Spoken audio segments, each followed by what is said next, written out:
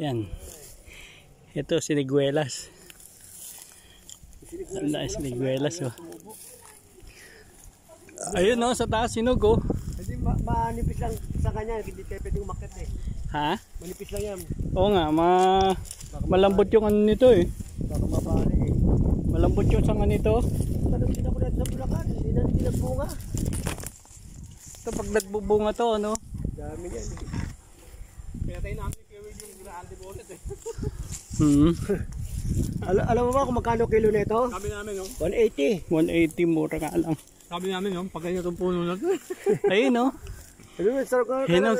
na ano eh. Ito. Hinog na to.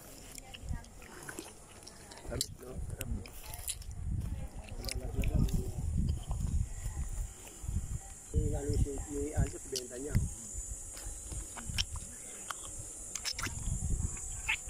Sa taas, ang dami, oh. Ayaw, wala ka mga manipis. Baka magbuksa ka dun, mabali. Sayang.